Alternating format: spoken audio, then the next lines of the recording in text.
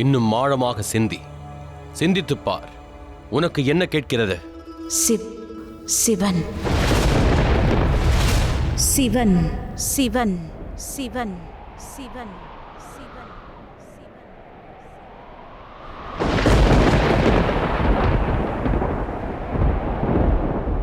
சிவனா?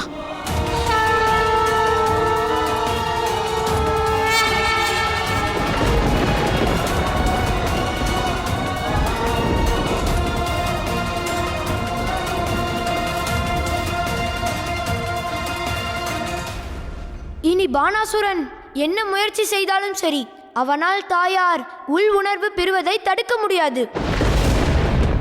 ஆம் கணேசா, இறுதியாக நம்முடைய தாயார் அனைத்தையும் உணர்ந்து கொண்டார். இனி அது முழுமையடைவதற்கு நாம் காத்திருக்க வேண்டும்.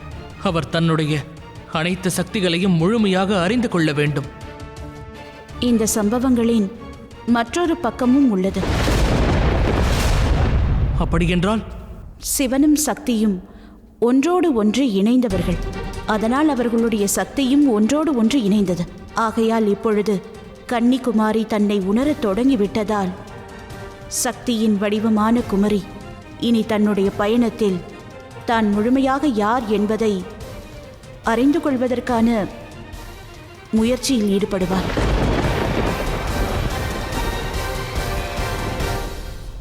சிவனா? யார் இந்த சிவன்? சிவன் என்றால் எதுவுமற்றவர்தான் சிவமாவார். எங்கு சக்தி உள்ளதோ அங்கு சிவன் உள்ளார். சக்தி என்பதில்லாமல் சிவன் சவமாவார். தாங்கள் கூறுவதை கேட்டால் என் கேள்விகளுக்கான பதில் கிடைத்து விடுமா?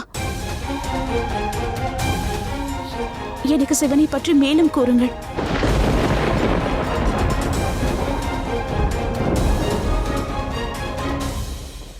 நான் இப்பொழுதே சென்று பேச்சுவார்த்தையை தடுக்க வேண்டும். இல்லை தாயே, நீங்கள் பொறுங்கள். பல சங்கடங்களுக்கும் பல முயற்சிகளுக்கும் பிறகு தாயார் தான் யார் என்பதை உணரத் தொடங்கியுள்ளார். நாம் இந்த பயணத்தில் எந்த விதத்திலாவது தடையை ஏற்படுத்தினால் நம்முடைய பயணம் தோல்வி அடைந்துவிடும் தாயே. ஆம் தாயே, நம்பிக்கை கொள்ளுங்கள். ஏதேனும் தவறு நடந்துவிட்டால் நானும் கணேசனும் சென்று நேரடியாக குமரியிடம் எல்லா விஷயத்தையும் கூறிவிடுகிறோம்.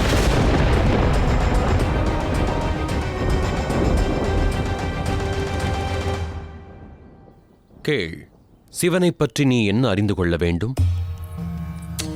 அனைத்தும், ஆதி முதல் அந்தம் வரை சிவனை பற்றிய அனைத்தையும் அறிய நான் விரும்புகிறேன்.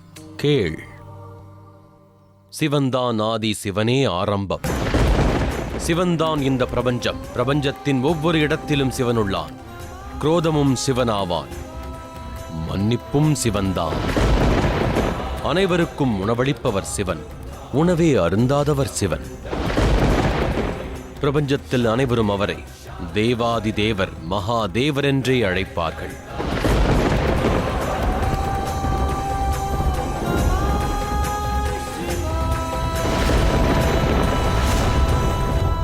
தேவாதி தேவர் எப்படி இருப்பார்? அவர் வடிவம் என்ன? அவரின் கைகளில் உடுக்கையும் திரிசூலமும், தலையில் சந்திரன், கழுத்தில் பாம்பினை அணிந்திருப்பார். ஜடையிலோ கங்கை நதியை கொண்டிருப்பார். அவ்வளவுதானா? சிவனை பற்றி அறிந்து கொள்ள இவ்வளவுதான் இருக்கிறதா? இல்லை, மகாதேவரை முழுமையாக அறிந்து கொள்ள நீ உன்னை முதலில் அறிந்து கொண்டாக வேண்டும். உன்னை நீ முழுமையாக அறிந்து கொண்டு விட்டால் உனக்குள் சிவன் என்பவன் கிடைத்து விடுவான்.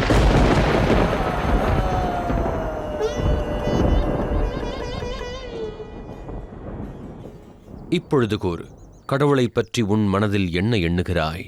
இப்பொழுது என் மனதில் பக்தியுடன் இணைந்து காதல் எண்ணமும் முழுமை பெற்றுள்ளது. எந்த சிவனை பற்றி தாங்கள் இப்பொழுது கூறினீர்களோ அவருடன் என்னுடைய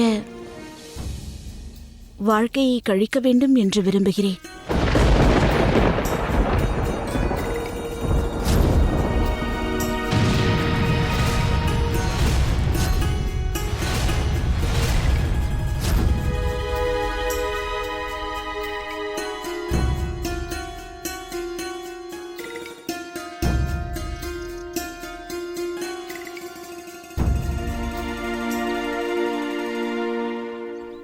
தாங்கள் செல்கிறீர்களா? தாங்கள் இங்கு வசிக்கிறவர் என்றல்லவா நான் நினைத்தேன். எனது பயணம் இங்கு முடிவடைந்து விட்டதாக தோன்றுகிறது. அப்படியென்றால் நான்? உன்னுடைய பயணம் இப்பொழுது தொடங்கிவிட்டது.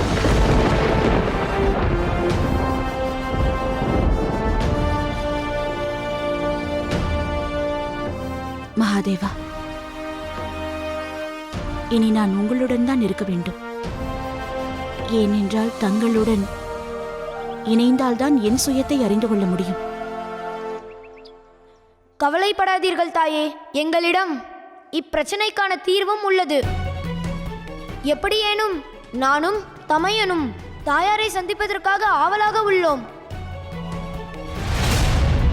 அதனால் நாங்கள் தாயாரிடம் வேறு வடிவத்தில் நாங்கள் சந்திப்போம்.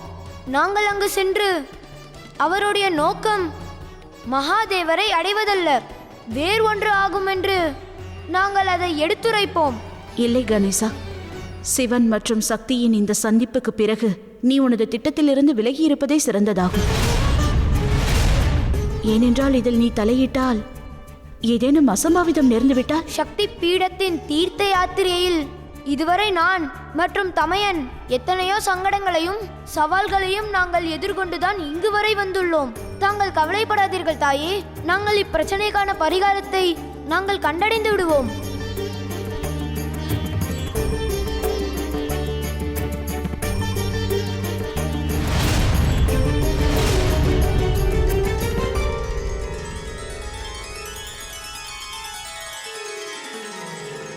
மகாதேவா, தாங்கள் தாயாரை சந்தித்தீர்களா? என்னால் கைலாயத்திற்கே மிக புனிதமான நாள் மகாதேவா. இன்று எத்தனையோ காலங்களுக்கு பிறகு தாங்கள் தாயாரை சந்தித்துள்ளீர்கள். அப்படியென்றால் இத்துடன் கார்த்திகேயன் மற்றும் கணேசனின் பயணமும் முழுமையடைய போகிறதா பிரபு? இல்லை நந்தி, கணேசனுக்கும் கார்த்திகேயனுக்கும் இதைவிட பெரிய சவால் ஒன்று காத்துக் கொண்டிருக்கிறது நந்தி.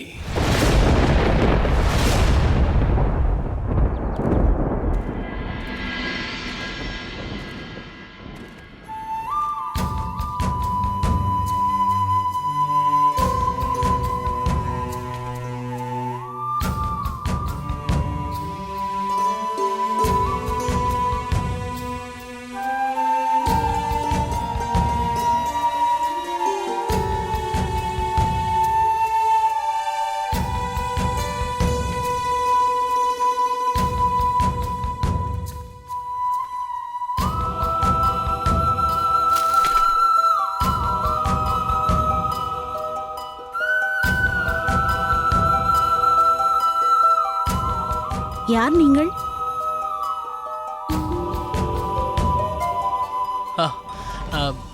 நான் முருகன். இது என்னுடைய தம்பி கணேசன். நாங்கள் பசியோடு இருக்கும் சிறுவர்கள். தாங்கள்தானே தினமும் ஆலயத்திற்கு வெளியே பசித்த பாலகர்களுக்கு உணவளிப்பது? எங்களுக்கும் சற்று உணவளிப்பீர்களா? நிச்சயமாக, அதற்கான ஏற்பாடுகளை தான் செய்து கொண்டிருக்கிறேன். நீங்கள் இங்கேயே காத்துக் கொண்டிருங்கள், நான் விரைவாக உணவு எடுத்து வருகிறேன். ஆஹா.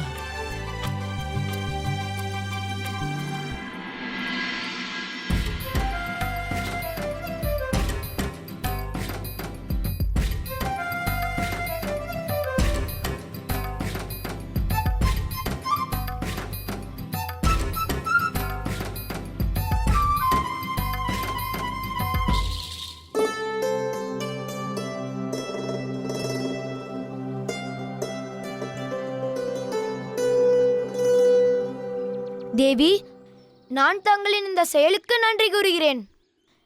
தாங்கள் தினமும் ஆலயத்திற்கு அருகில் செல்கிறீர்கள், ஆனால் ஆலயத்திற்குள் நுழைவதில்லையா? அப்படியெல்லாம் இல்லை. இன்று நான் நுழைந்தேன். கேள்வியுற்றோம்.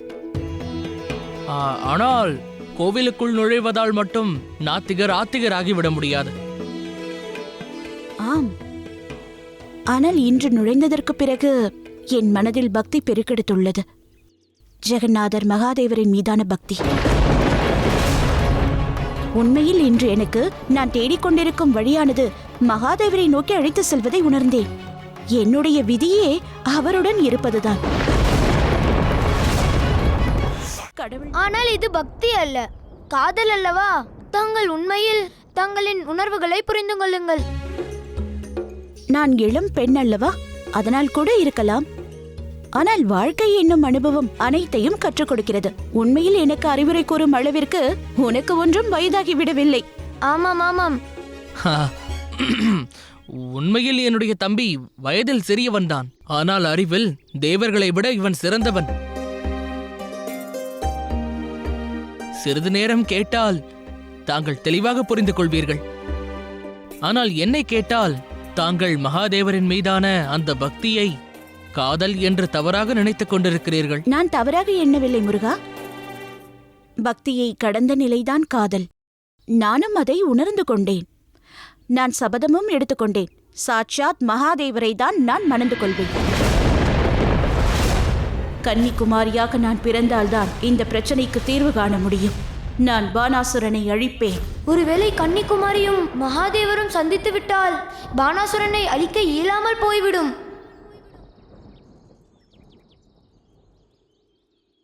ஆகட்டும், ஆனால் சற்று நாட்களாவது தாங்கள் காத்திருக்க வேண்டும் அல்லவா? இன்றுதான் நினைத்துள்ளீர்கள், நாளை முதலே மகாதேவருடன் வாழ நினைப்பது எப்படி சாத்தியமாகும்? ஒரே இரவில் இவையெல்லாம் எப்படி நடக்கும்?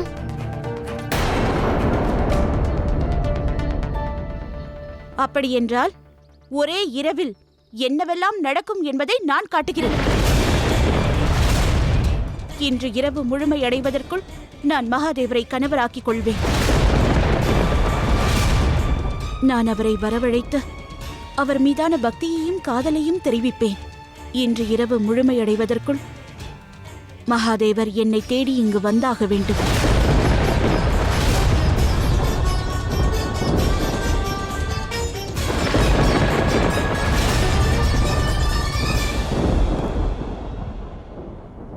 இந்த சபதம் என்ன விளைவை அளிக்கப் போகிறது மகாதேவா? இறுதியாக இன்று என்னை கன்னி குமரி தன்னை வாழ்க்கைத் துணையாக தேர்ந்தெடுத்திருக்கிறாள். இவ்வாறு ஒரு முடிவினையே பார்வதியும் எடுத்தாள். நான் அவளை தேடிச் செல்லும் நிலையை அவள் அன்று உருவாக்கினாள். இறுதியாக அவள் எனது மனைவியாகிவிட்டாள். இந்த சபதத்தின் மூலம் கன்னி குமரி என்பவள் தனது சுயத்தின் புதிய ரூபத்தை தரித்துள்ளாள். உண்மையில் அது பார்வதியுடன் தொடர்புடையது. இச்சபதத்தின் காரணமாகவே கன்னி குமரி என்பவளின் புதிய பயணம் என்பது தொடங்கும்.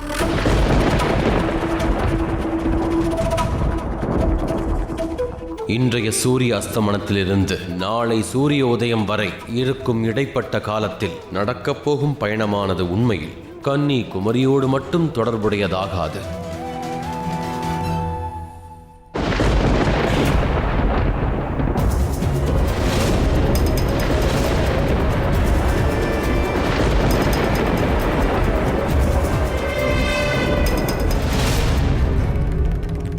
இங்குதான் இருக்கிறாயா கன்னிக்குமாரி? நீ என்னை அழிப்பதற்காக சபதம் செய்துள்ளாய் அல்லவா? இன்று நான் ஒரு சபதம் செய்கிறேன். நீ நாளை காலை சூரிய உதயத்தை காண்பதற்கு உயிருடன் இருக்கப் போவதில்லை. உன்னுடைய அழிவு இன்று இரவே நடக்கப் போகிறது மகாகாளி.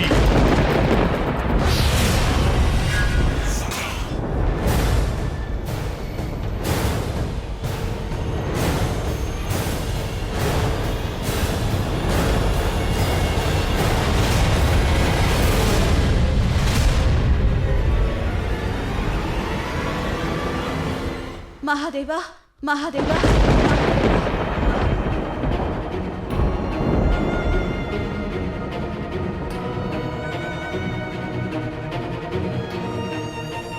இது கன்னிக்குமாரியின் சபதமாகும். தங்கள் மீதான என்னுடைய பக்தி மற்றும் காதல் உண்மை என்றால் நாளை சூரிய உதயத்திற்கு முன்பு தாங்கள் எனக்கு காட்சியளிக்க வேண்டும். அதன் பிறகு என்னை தங்கள் மனைவியாக ஏற்றுக்கொள்ள வேண்டும். ஏனென்றால் நான் இந்த ஜென்மத்தில் தங்களைத்தான் என் கணவராக தேர்ந்தெடுத்துள்ளேன். ஆனால் ஒருவேளை நாளை விடுவதற்குள்ளாக தாங்கள் காட்சி அளிக்கவில்லை என்றால் நான் இங்கேயே இப்படியே நின்று கொண்டே இருப்பேன். கடவுள் நம்பிக்கை இல்லாமல் இருந்தும் என் கால்கள் உங்களை நோக்கி வந்துள்ளது. இனி தாங்கள் தான் வினையாற்ற வேண்டும். எனக்கு முழு நம்பிக்கை உள்ளது. எப்படி என்னுடைய கால்கள் இரண்டும் தங்களை நோக்கி வந்துள்ளதோ அதை போலவே தங்கள் கால்களும் என்னை நோக்கி வந்தே தீரும். நான் தங்களுக்காக காத்திருக்கிறேன் மகாதேவா. காட்சி அளியுங்கள் சிவசங்கரா.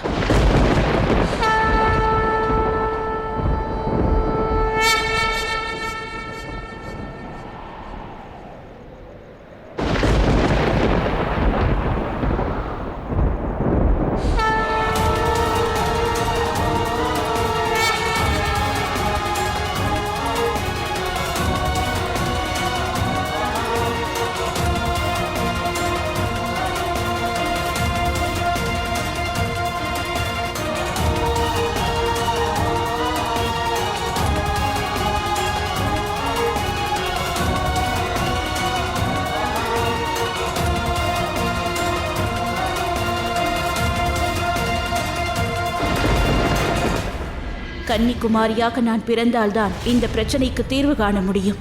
நான் பானாசுரனை அழிப்பேன். எனக்கு மன்னிப்பு வழங்கிவிடு கன்னிகுமரி. ஏனெனில் இம்முறை சிவனும் சக்தியும் சந்திக்க இயலாமல் போய்விடும். ஒருவேளை உன்னுடைய அழைப்பை ஏற்று நான் அங்கு வந்தால் எந்த உத்தேசத்திற்காக நீ பிறந்தாயோ அதற்கான நோக்கம் என்பது நிறைவேறாமல் போய்விடும். மகாதேவா, மகாதேவா, மகாதேவா, மகாதேவா.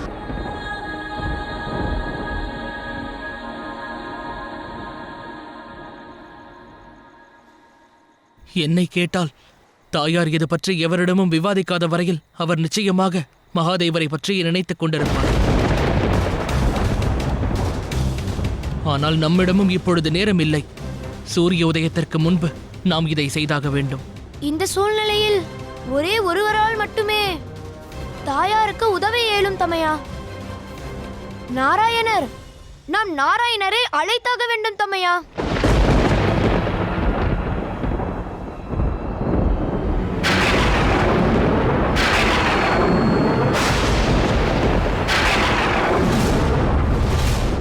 இது தேவராஜா இந்திரனின் சக்தி போல்தான் தெரிகிறது. அப்படி என்றால் நிச்சயமாக பானாசுரன் ஏதோ புதிய தாக்குதலை புரிய முயன்று கொண்டிருக்கிறான்.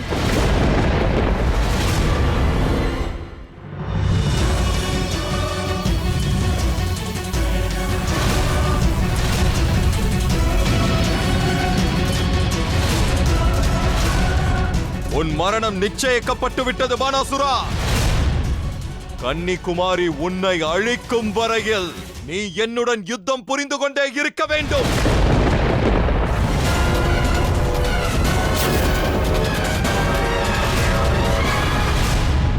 இந்த யுத்தத்தால் எந்த பயனும் இல்லை இந்திரா. கன்னிக்குமாரி என்னை அழிக்கும் முன்பு கன்னிக்குமாரியை நான் அழித்து விடுவேன். அவர் என்னை அழிப்பதற்கு அவரது வடிவத்திலே வந்தாக வேண்டும்.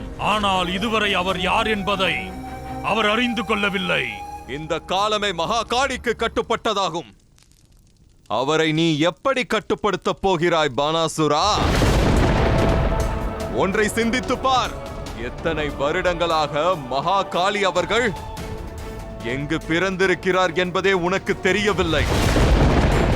உன்னுடைய இந்த பயணம் கன்னிகுமாரியின் அழிவை நோக்கி செல்கிறது என்று நினைக்கிறாயா?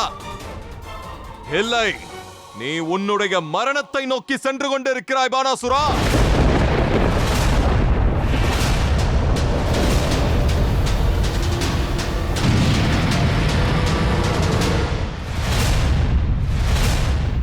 இன்று வரை நான் எனது வாழ்க்கையை சுயமற்ற நிலையில் இருளில் கழித்து வந்தேன். ஆனால் இன்று நான் அறிந்து கொண்டேன் மகாதேவா. என் வாழ்வின் நோக்கமே தங்களுக்கு மனைவி ஆவதுதான்.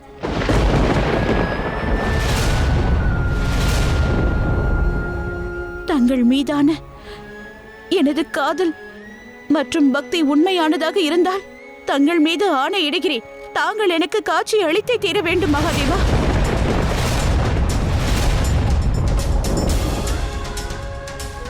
காட்சி அளியுங்கள் மகாதேவா. என் மீது ஆணை மகாதேவா, தாங்கள் என்னை தேடி வரவும் கூடாது, என்னை தடுக்கவும் கூடாது. நானாக தங்களை அழைத்தால்தான் தாங்கள் வர வேண்டும். என்னை ஏன் இவ்வாறான சங்கடத்தில் ஆழ்த்துகின்றாய் கௌரி? சில சமயங்களில் உன்னை விட்டு என்னை பிரிந்து செல்ல நிர்பந்திக்கிறாய்,